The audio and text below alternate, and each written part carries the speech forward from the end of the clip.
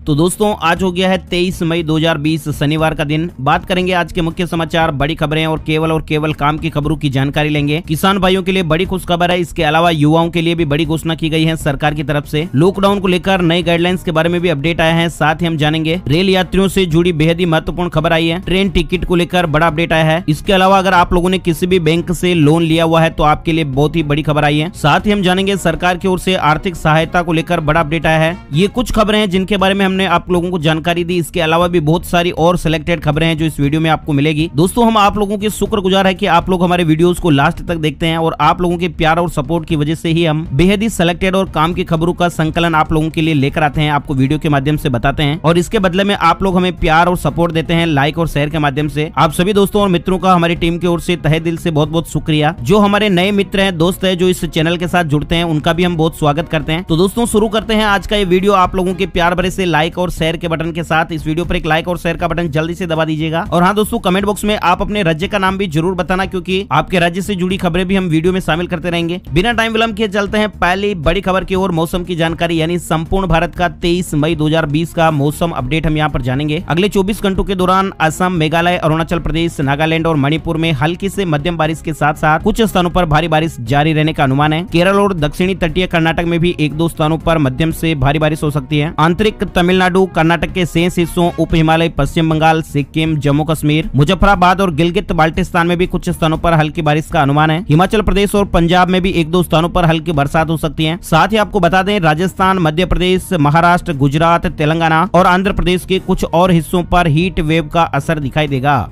और इसके अलावा तमिलनाडु और हरियाणा में एक दो स्थानों पर लू भी चल सकती है। आइए दोस्तों, मौसम की जानकारी के बाद अब जानते हैं देश और दुनिया में वायरस को लेकर क्या अपडेट चल रहा है। तो भारत की बात करते हैं सबसे पहले। स्वास्थ्य मंत्रालय की ओर से जारी ताजा आंकड़ों के मुताबिक भारत में इस वायरस से संक्रमित लोगों की संख्या 1,18,447 हो गई है। पिछले 24 घंटों में वायरस के 6,088 नए मामले सामने आए हैं। वहीं दोस्तों 148 लोगों की जान गई है। और अगर बात करें हम अभी तक की तो टोटल 3,583 लोगों की जान जा चुकी है इस वायरस की वजह से। साथ ही दोस्तों 48,534 मरीज इस बीमारी से ठीक भी हो चुके हैं। रिकवरी रेट 40.97% पर पहुंच गया है। हालांकि मामलों में लगातार बढ़ोतरी देखने को मिल रही है। तो दोस्तों हमें सरकार की ओर से जो जारी दिशा निर्देश है उनका पूरी तरीके से पालन करना है। फेस मास्क, सोशल डिस्टेंसिंग ऐसे जो नियम है उनका पूरा पालन करना है। हमें खुद की रक्षा करनी है, साथ ही हमें परिवार की भी सुरक्षा का ध्यान रखना है। अब दोस्तों वायरस को लेकर दुनिया में क्या अपडेट चल रहा है ये भी जानकारी आ चुकी है। दुनिया में अब तक इस वायरस से 52,09,860 लोग संक्रमित हैं। इसके अलावा दोस्तों 3,34,878 लोगों की जान जा चुकी है इस वायरस की वजह से। ये दुनिया भर का आंकड़ा है। अमेरिका में 16,21,196 मामले संक्रमित लोगों के हैं। वहीं 96,359 लोगों की जान जा चुकी है इस वायरस की वजह से। ये अमेरिका को लेकर अपडेट था। अब दोस्तों आगे जो बड़ी खबरें आ रही है उनको बड़े ही ध्यान से सुनना, क्योंकि एक एक खबर बेहद ही सिलेक्टेड करके लाई गई है। पहली बड़ी खबर की बात करते हैं। 31 अगस्त तक नहीं देनी पड़ेगी आपको EMI। जी हाँ दोस्तों, होम लोन, पर्सनल लोन, वाहन लोन की जो आपकी किस्त है EMI है, उसको लेकर RBI ने बड़ी राहत दी है। यानी अब जून, जुलाई और अगस्त की अपनी EMI आप चाहें तो होल्ड कर सकते हैं। यानी अब लोन की EMI अगस्त तक नहीं चुकाने की छूट मिल गई है। वहीं दोस्तों RBI ने एक और बड़ा अपडेट दिया है। रेपो रेट में 0.40% तक की कटौती की गई है। रेपो रेट 0.40% घटाकर 4% कर दी गई है। साथ ही कारोबारियों के लिए भी बड़ा ऐलान है। सिडबी को रकम के इस्तेमाल के लिए अतिरिक्त समय मिलेगा। सिडबी को 15,000 करोड़ रुपए के इस्तेमाल के लिए 90 दिनों का अतिरिक्त समय मिलेगा। साथ ही रिवर्स रेपो रेट 3.75% से घटाकर 3.35% कर दी गई है। महंगाई दर अभी भी 4% के नीचे रहने की संभावना है। RBI गवर्नर ने प्रेस कॉन्फ्रेंस करके बड़ी राहत देते हुए इस तरह का ऐलान किया है।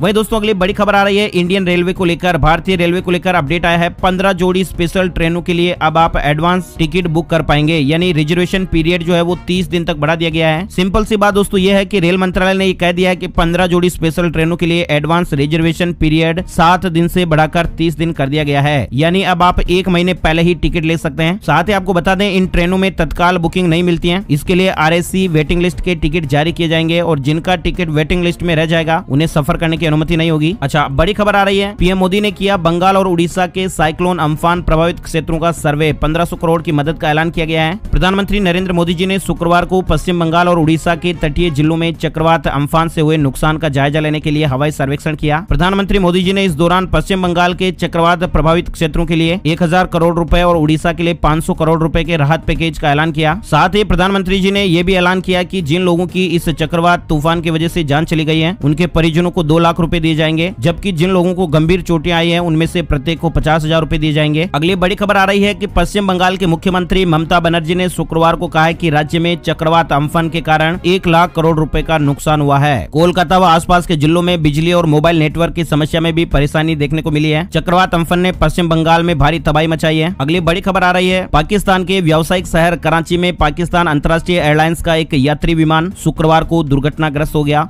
आपको बता दें इस विमान में चालक दल के सदस्यों सहित कुल 107 लोग सवार थे। प्रधानमंत्री नरेंद्र मोदी जी ने पाकिस्तान विमान हादसे पर ट्वीट करके दुख व्यक्त किया है। यात्री विमान कराची हवाई अड्डे के निकट आवासीय क्षेत्र में दुर्घटनाग्रस्त हुआ। अब आप सोच सकते हैं कि 107 लोग इसमें सवार थे तो कितने लोग बचे होंगे। अच्छा, बड़ी खबर आई है दोस्तों, गूगल क्रोम ने एक नया अपडेट जारी किया है। दिग्गज कंपनी गूगल ने अपने search engine platform Google Chrome के लिए एक अपडेट जारी किया है और इसे यूजर आसानी से इस्तेमाल कर सकेंगे। कंपनी ने यूजर की प्राइवेसी और सिक्योरिटी को देखते हुए क्रोम ब्राउजर में एक नया सेफ ब्राउजिंग मोड ऐड किया है और इसके इस्तेमाल से फिशिंग, मैलवेयर और दूसरे जो साइबर अटैक हैं उनसे बचाव होगा। कंपनी ने डेस्कटॉप के लिए नए टूल और प्राइवेसी एंड सिक्योरिटी को अपडेट किया है। नए टूल की मदद से यूजर को अपने डेटा पर शेयरिंग को सिक्योर कर पाएंगे। साथ ही गूगल क्रोम अब यूजर्स को यह भी बताएगा कि उनका पासवर्ड लीक तो नहीं हो गया है। क्रोम अब बारकोड डिटेक्शन भी सपोर्ट करेगा, तो कहने का मतलब गूगल क्रोम को और ज्यादा सुरक्षित बनाया गया है। साथ ही दोस्तों बड़ी खबर है, लॉकडाउन में इनकम टैक्स डिपार्टमेंट ने 16.84 लाख टैक्स पेयर्स के बैंक खातों में ट्रांसफर किए हैं 26,242 करोड़ रुपए। केंद्रीय प्रत्यक्ष कर बोर्ड सीबीडीटी ने शुक्रवार को कहा कि 1 अप्रैल से 21 मई के बीच 16,84,298 टैक्स पेयर्स को रिफंड मिला है। अगली बड़ी खबर आ रही है, विद्यार्थियों के लिए स्टूडेंट प्रैक्टिकल वाइवा के लिए हो जाइएगा तैयार, यूजीसी ने जारी की है गाइडलाइन। लॉकडाउन में अपने प्रैक्टिकल और वाइवा एग्जाम की तारीख का इंतजार कर रहे देश भर के यूनिवर्सिटी विद्यार्थियों को अब इसकी तैयारी शुरू कर देनी चाहिए, क्योंकि यूजीसी ने इसे कराने के दिशा निर्देश जारी कर दिए हैं। अगली बड़ी खबर आ रही है, स्वास्थ्य मंत्री हर्षवर्धन ने डब्ल्यूएचओ के एग्जीक्यूटिव बोर्ड के अध्यक्ष का कार्यभार संभाल लिया है। केंद्रीय स्वास्थ्य मंत्री हर्षवर्धन ने विश्व स्वास्थ्य संगठन के 34 सदस्यीय एग्जीक्यूटिव बोर्ड के अध्यक्ष के रूप में कार्यभार संभाला। वहीं दोस्तों अगली बड़ी खबर आ रही है, श्रद्धालु कर पाएंगे ऑनलाइन दर्शन। चारों धामों के गर्भगृह को छोड़कर बाकी मंदिर के लिए ये सुविधा मिलेगी, यानी जो लोग मंदिरों के ऑनलाइन दर्शन करना चाहते हैं उन्हें गर्भगृह को छोड़कर मंदिर परिसर के ऑनलाइन दर्शन और ऑडियो के माध्यम से पूजा अर्चना करने की सुविधा उपलब्ध करवाई जाएगी। उत्तराखंड के मुख्यमंत्री त्रिवेंद्र सिंह रावत ने शुक्रवार को उत्तराखंड देवस्थानम प्रबंधन बोर्ड से कहा है चारों हिमालयी धामों के दर्शन के इच्छुक श्रद्धालुओं को इस तरह की सुविधा उपलब्ध कराई जाए। बड़ी खबर आ रही है, 27 साल बाद बन रहा है गुरु पुष्य योग का संयोग, सभी कार्यों में मिलेगी सफलता। ये देख सकते हैं आप, मई के आखिरी गुरुवार को पुष्य योग बन रहा है और इस योग में किए गए सभी कार्यों में सफलता और शुभता में वृद्धि होती है। इस तरह के संयोग बहुत ही कम बनते हैं। ये पुष्य नक्षत्र 27 नक्षत्रों में से 8वां है, जिसे बहुत ही शुभ माना जाता है। गुरु पुष्य योग 27 साल बाद सबसे कम समय के लिए बन रहा है। बुधवार 27 मई को सुबह 5:48 से ये योग शुरू होगा, जो 28 मई सुबह 5:43 बजे तक रहेगा। ये और जानकारी आप देख सकते हैं। बड़ी खबर आ रही है, ओसीआई वीजा कार्ड धारकों की कुछ श्रेणियों को भारत यात्रा की अनुमति मिली है। गृह मंत्रालय ने मंजूरी दी है। गृह मंत्रालय ने ओसीआई मतलब overseas citizen of India card धारकों की कुछ श्रेणियों को भारत की यात्रा की अनुमति दे दी है। वायरस महामारी के मद्देनजर भारत के बाहर तमाम विदेशी नागरिकों के वीजा और भारतीय मूल के लोगों का ओसीआई कार्ड निलंबित कर दिया गया था, अब इसे बहाल कर दिया गया है। विस्तार से जानकारी यहाँ दिखाई गई है। बड़ी खबर आ रही है दोस्तों, लॉकडाउन का असर, दिल्ली, बेंगलुरु, हैदराबाद के थोक बाजारों में टमाटर की कीमत 3 साल के निचले स्तर पर 4 से 10 रुपए प्रति किलो के भाव पर ये टमाटर बिक रहे हैं। देशव्यापी लॉकडाउन में मांग से अधिक आपूर्ति होने से टमाटर की कीमतों में गिरावट हुई है और खबर है कि दिल्ली, बेंगलुरु और हैदराबाद की जो थोक मंडियां हैं वहां पर टमाटर की कीमतें गिरकर 3 साल के निचले स्तर पर आ गई है। शुक्रवार को 4 से 10 रुपए प्रति किलोग्राम के भाव पर ये टमाटर बिके। अगली बड़ी खबर, एसएससी सीएचएसएल जेईई एग्जाम 2020 को लेकर अपडेट आया है। कर्मचारी चयन आयोग ने एसएससी सीएचएसएल जूनियर इंजीनियर और एसएससी स्टेनोग्राफर ग्रेड सी और ग्रेड डी परीक्षा की नई तिथियों को लेकर महत्वपूर्ण नोटिस जारी किया है। एसएससी ने कहा कि हाल ही में होने वाली इन परीक्षाओं की नई तिथियों का ऐलान अब 1 जून को किया जाएगा। वहीं दोस्तों बड़ी खबर आ रही है, उत्तर प्रदेश से योगी सरकार ने यूपी में लागू किया एस्मा, अगले 6 महीने तक हड़ताल नहीं कर सकेंगे कर्मचारी। योगी आदित्यनाथ सरकार ने राज्य में एस्मा कानून लागू कर दिया है। एस्मा कानून के लागू किए जाने के बाद अति आवश्यक सेवाओं में लगे कर्मचारी न तो छुट्टी ले सकेंगे और न ही हड़ताल पर जा सकेंगे। साफ है कि सभी अति आवश्यक कर्मचारियों को सरकार के निर्देशों का पालन करना अनिवार्य होगा। एस्मा भारतीय संसद द्वारा पारित अधिनियम है, जिसे 1968 में लागू किया गया था। ये कानून संकट की घड़ी में कर्मचारियों की हड़ताल को रोकने के लिए बनाया गया था। बड़ी खबर आ रही है दोस्तों, इंडियन रेलवे को लेकर ही रिजर्वेशन काउंटरों पर लगी लाइनें, टिकट बुकिंग के लिए 22 मई से आरक्षण केंद्र खोल दिए गए। साथ ही रिजर्वेशन काउंटर और कॉमन सर्विस सेंटर पर भी टिकट बुकिंग शुरू हो गई है। इसके अलावा आप देख सकते हैं टिकट को लेकर ऑनलाइन ट्रेन टिकट बुकिंग शुरू होते ही दलाल भी एक्टिव हो गए। आरपीएफ ने एक बड़ा भंडाफोड़ किया है। रेलवे प्रोटेक्शन फोर्स ने धोखाधड़ी करके टिकट बुक करने वाले 8 IRCTC एजेंटों पर सख्त कार्रवाई की है। 14 दलालों और 8 एजेंटों के पास से 6,36,727 रुपए के टिकट बरामद हुए हैं। अच्छा, ट्विटर को लेकर भी अपडेट आया है। ट्विटर जल्द ही अपने प्लेटफॉर्म पर एक बड़ा बदलाव करने जा रहा है। ट्विटर की ओर से कहा गया है कि नए फीचर को टेस्ट किया जा रहा है और नया फीचर लाने के पीछे कंपनी का जो लक्ष्य है वो ट्रोलिंग को रोकना है, यानी ट्वीट करने वाले यूजर्स खुद ही रिप्लाई करने के लिए लोगों को सेलेक्ट कर सकेंगे। ट्विटर ने एक वीडियो भी शेयर किया जिसमें बताया कि ये फीचर किस तरह से काम करेगा। यानी जब भी आप कोई पोस्ट डालते हैं तो आपको कुछ विकल्प मिलेंगे जिसमें आपको सेलेक्ट करना है कि कौन आपके पोस्ट पर रिप्लाई कर सकता है। इसमें 3 ऑप्शन दिए गए हैं। अच्छा, बड़ी खबर आ रही है दोस्तों यूजीसी को लेकर। कल भी हमने आपको ये खबर बताई थी, कुछ दोस्तों ने कमेंट किए थे कि क्या वाकई में ऐसा होने जा रहा है। तो बिल्कुल दोस्तों ऐसा ही होने जा रहा है। एक साथ 2 डिग्री कोर्स कर पाएंगे अब स्टूडेंट। यूजीसी ने इसको लेकर मंजूरी दे दी है। जल्द ही एक साथ 2 डिग्री कोर्स करने की सुविधा मिलेगी। विश्वविद्यालय अनुदान आयोग ने इस आशय के प्रस्ताव को मंजूरी दे दी है। लेकिन यहाँ पर आपको ये ध्यान रखना होगा कि 2 डिग्रियों को छात्रों को अलग अलग मोड से करना होगा। यानी एक डिग्री आपकी रेगुलर मोड से होगी और दूसरा जो डिग्री प्रोग्राम है वो डिस्टेंस लर्निंग मोड के जरिए होगा।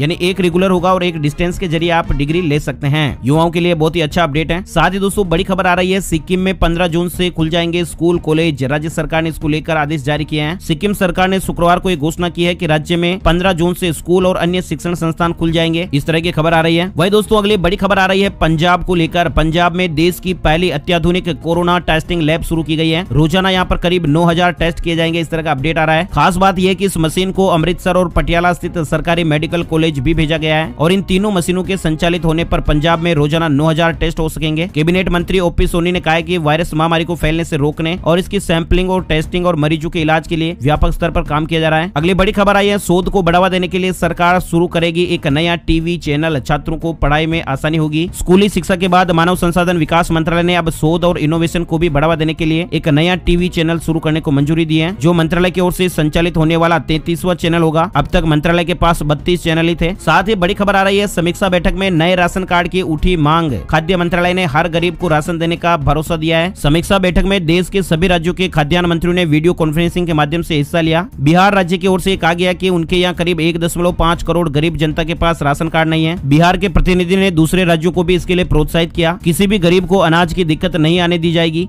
साथ ही one nation one ration card योजना पर भी विस्तृत चर्चा हुई। अगली बड़ी खबर आई है दोस्तों टेक्नोलॉजी जगत की। व्हाट्सएप के एंड्रॉइड और iOS बीटा वर्जन में आया QR कोड सपोर्ट, यानी कोड स्कैन करके आप कॉन्टेक्ट जोड़ सकेंगे। जल्द ही व्हाट्सएप के एंड्रॉइड और iOS वर्जन में नया QR कोड सपोर्ट मिलने वाला है और इस फीचर की मदद से अन्य यूजर को उनके QR कोड स्कैन करके कॉन्टेक्ट लिस्ट में ऐड किया जा सकेगा। फिलहाल कंपनी ने इस नए अपडेट को लेकर कोई आधिकारिक अनाउंसमेंट तो नहीं किया है, लेकिन एंड्रॉइड और आईफोन दोनों के व्हाट्सएप बीटा वर्जन में इसे सपोर्ट किया गया है। ये जानकारी आप देख सकते हैं। वहीं दोस्तों बड़ी खबर आ रही है, मुंबई में आज से शुरू होगी शराब की होम डिलीवरी, नहीं खुलेंगे ठेके। लॉकडाउन 4 के बीच महाराष्ट्र सरकार ने शनिवार से शराब की बिक्री की अनुमति दी है, लेकिन इसकी केवल होम डिलीवरी ही करनी होगी। शराब के ठेके खोलने की इजाजत नहीं दी गई है। इसके अलावा मुंबई में कंटेनमेंट जोन को छोड़कर शहर के बाकी हिस्सों में ये शराब की होम डिलीवरी की अनुमति दी गई है। इस तरह की अपडेट चल रही है। साथ ही बड़ी खबर आई है, आईसीसी ने क्रिकेट की बहाली के लिए जारी की नई गाइडलाइंस। ट्रेनिंग कैंप के लिए खास नियम होंगे। क्रिकेट की सर्वोच्च संस्था आईसीसी ने क्रिकेट बहाली के लिए नए नियम और गाइडलाइन जारी किए हैं। आगे बढ़ते दोस्तों अगली बड़ी खबर राजस्थान से। जी हाँ, सीएम अशोक गहलोत जी का बड़ा महत्वपूर्ण निर्णय आप देख सकते हैं। कृषक कल्याण शुल्क में कटौती करके बड़ी राहत दी गई है। महत्वपूर्ण निर्णय लिया गया है कि ज्वार, बाजरा, मक्का, जीरा, इसबगोल सहित जिन कृषि जिन्सों पर मंडी शुल्क 50 पैसा प्रति सैकड़ा है, उन पर कृषक कल्याण शुल्क की वर्तमान दर 2 रुपए प्रति सैकड़ा के स्थान पर 50 पैसा प्रति सैकड़ा प्रभावित किया जाए। इसी तरह से तिलहन, दलहन, गेहूं सहित जिन कृषि जिन्सों पर मंडी शुल्क की दर 1 रुपया तथा 1 रुपया 60 पैसा प्रति सैकड़ा है, उन पर भी वर्तमान में प्रभावित 2 रुपए प्रति सैकड़ा के स्थान पर 1 रुपया प्रति सैकड़ा प्रभावित की जाए। उनको कृषक कल्याण शुल्क से मुक्त रखा जाएगा। ये जानकारी आप देख सकते हैं। अगली बड़ी खबर आ रही है मध्य प्रदेश को लेकर। मध्य प्रदेश सरकार ने बदला नियम, शादी बारात के लिए नहीं मिलेगी बस चलाने की अनुमति।